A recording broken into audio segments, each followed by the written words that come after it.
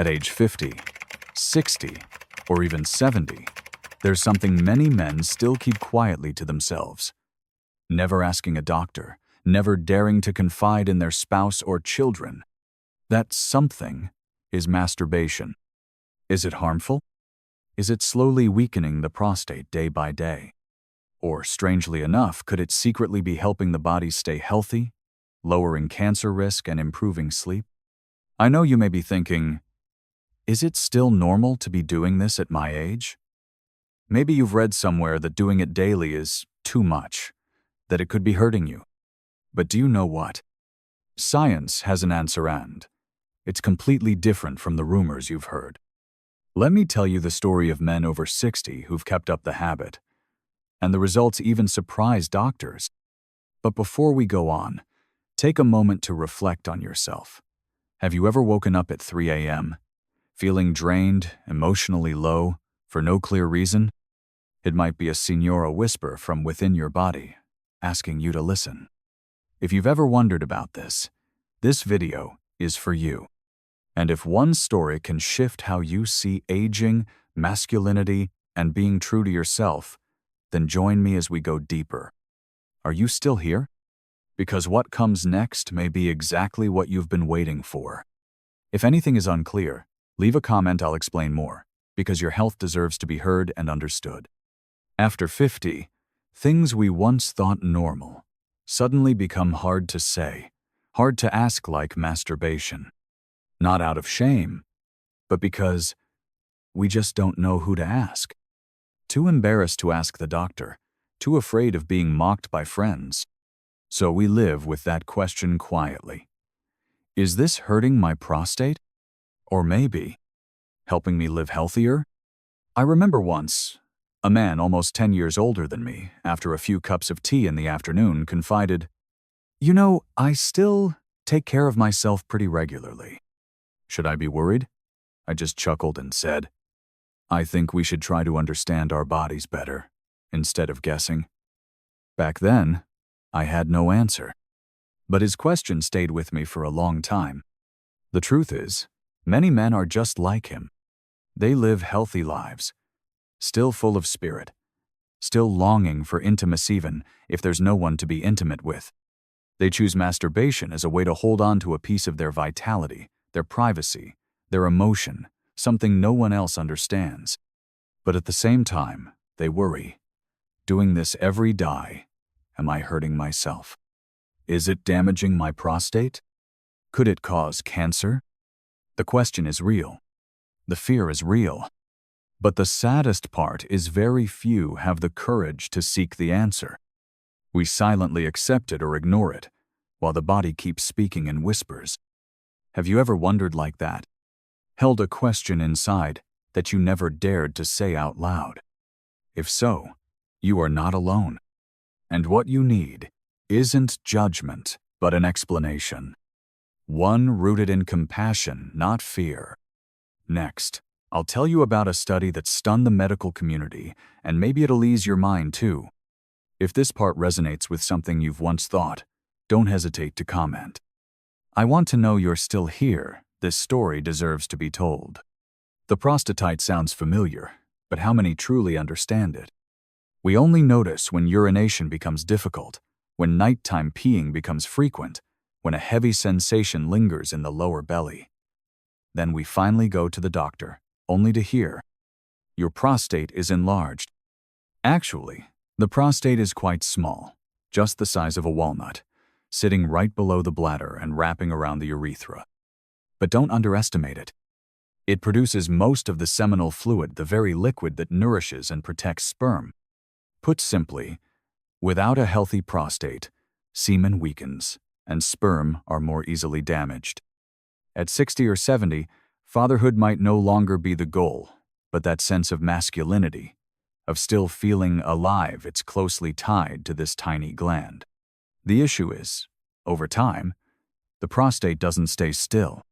It grows silently, like weeds in a garden, sometimes slowly, sometimes rapidly.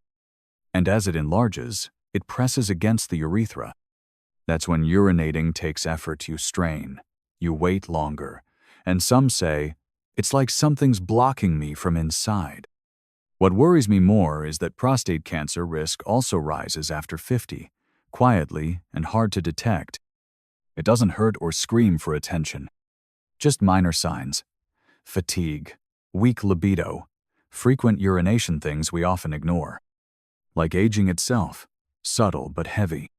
I used to think, I'm getting old, of course, I'm getting weaker. But once I learned about the prostate, I realized it's not weakness. It's that no one ever taught me how to live in tune with this phase of life. You see, one tiny gland plays such a major role in a man's sense of fulfillment.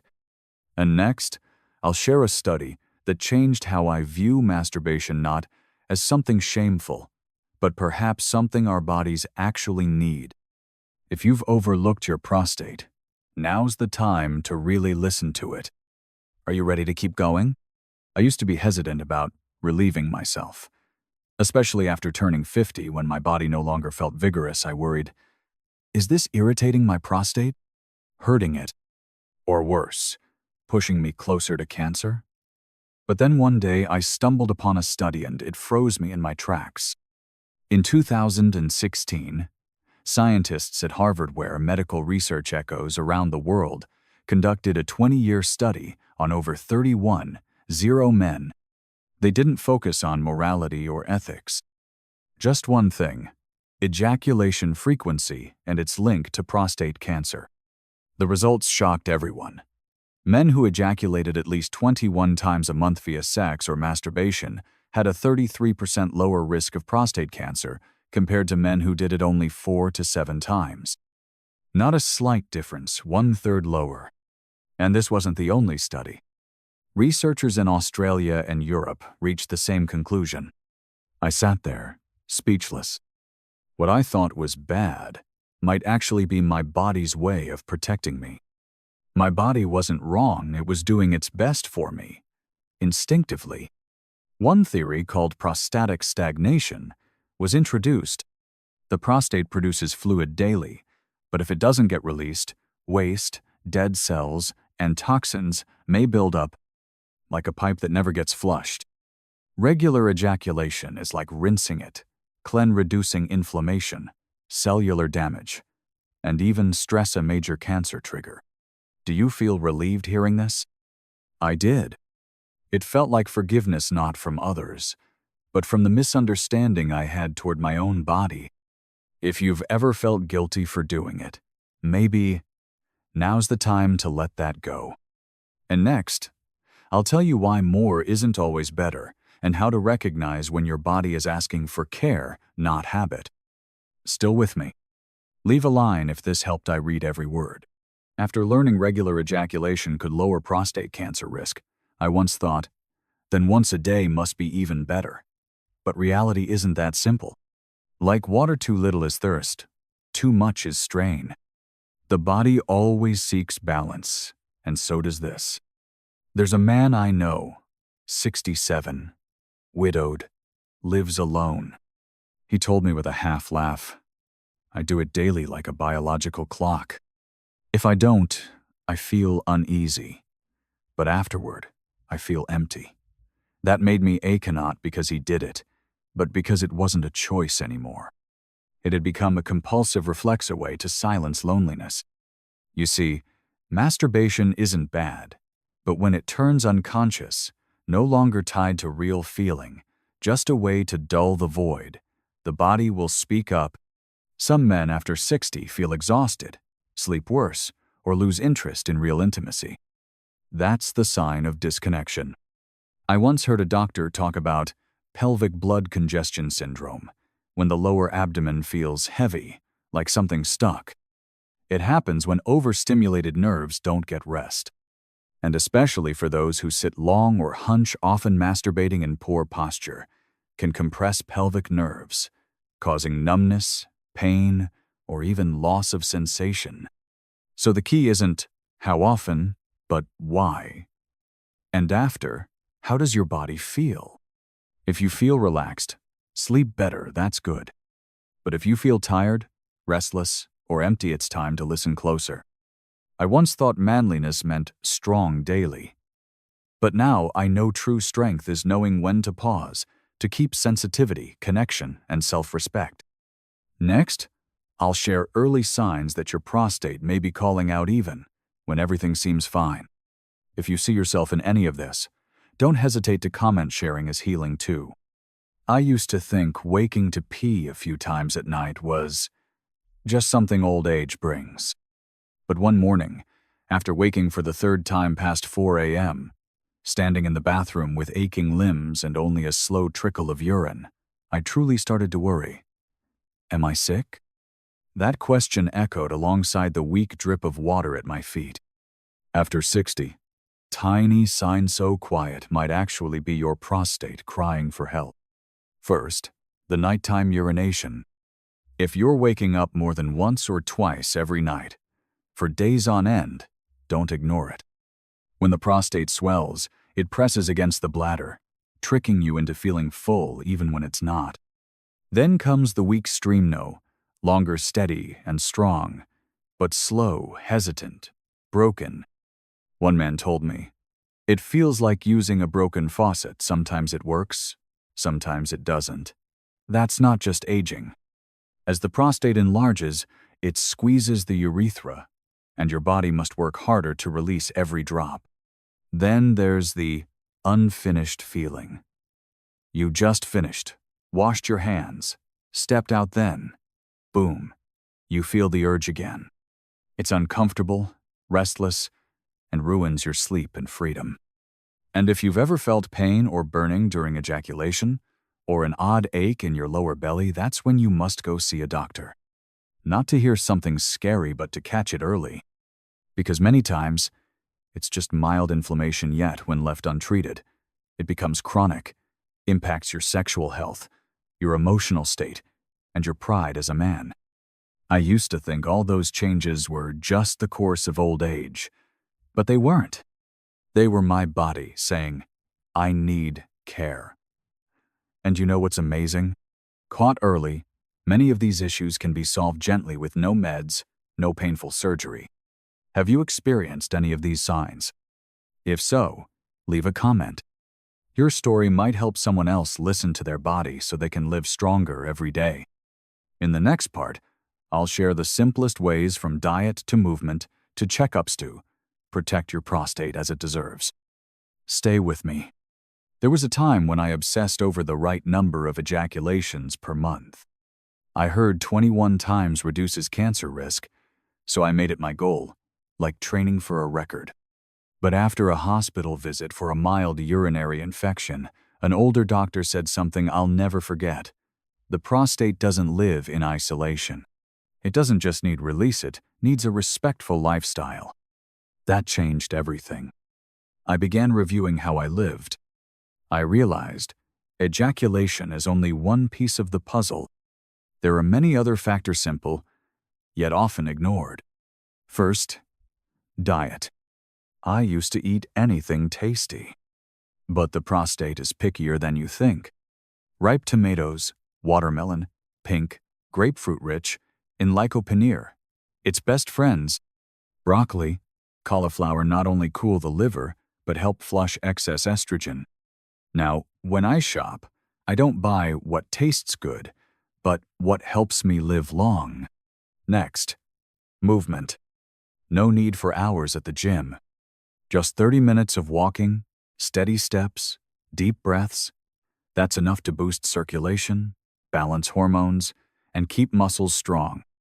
I remember, after 3 weeks of daily walks, I slept deeper, urinated less at night, and, surprisingly, felt mentally brighter. One overlooked factor: stress. I used to think stress only ruined mood or sleep. But NOIT throws hormones off, lowers testosterone, and indirectly harms the prostate. When overwhelmed, I now meditate briefly, breathe deeply, play calming music, or call an old friend. Just that releases a quiet pressure from within. Finally, don't wait for illness to see a doctor. One simple PSA test a year can detect early prostate issues, making treatment easy and effective. This isn't about fearing sickness. It's about loving yourself enough to protect your healthy time. Now I understand. Prostate health isn't about how many times, it's about how you live. If this speaks to you, please share so we can all live stronger, deeper, and longer. In the final part, I'll help you reflect on all the most important things with hope, not fear with truth, not judgment with care, not shame. So now you know daily masturbation after 50 isn't shameful. It's not a dirty secret or a cause of prostate decay, as so many rumors claim. On the contrary, if done mindfully, with self-compassion and moderation, it can be a healthy part of an older man's life. One small act bringing big benefits: flushing out the prostate, reducing inflammation, improving mood, sleeping better, and most of all, maintaining a sense of connection to your own body. But as I've shared, the prostate doesn't stand alone. It's part of a bigger picture: your physical, emotional, and mental health. To protect it, you can't rely solely on how often you ejaculate. You must eat smart, move daily, let go of silent fears, and notice small changes: the weak stream, the morning ache, the unexplained fatigue, because the body never lies. Maybe you've felt embarrassed. Maybe you've thought, I'm an old man now. It doesn't matter anymore. But it does. You still deserve a full life. You still have the right to feel joy, intimacy, and love at any age. And no one has the right to mock you for that. If I've learned anything after all these years listening to my body, it's this. Taking care of your prostate isn't about fearing disease. It's about knowing you deserve a peaceful, strong, and free old age. No more worrying every night at the toilet. No more avoiding mirrors. No more guilt over unasked questions. Just clarity, peace, and living true to yourself. If this video touched something in you, a hidden question, a quiet comfort, I hope you'll leave a comment. Let me know you're still here. Let this be a conversation, not a monologue. Hit like if you found this helpful. Subscribe if you want more honest, gentle, no judgment stories like this. And if there's any topic about men's health, especially after 50, that no one dares to talk about but you want answers, to write it, I'll read it, honor it, and tell it back to you with all the empathy I can give. Because we don't go through old age alone. We still have each other, untold stories, and so many tomorrows left to live fully. Your body still wants to be loved, just as it is. You deserve joy at any age. Live gently. Rest deeply. Love honestly. You're not alone. You're alive. And that's more than enough.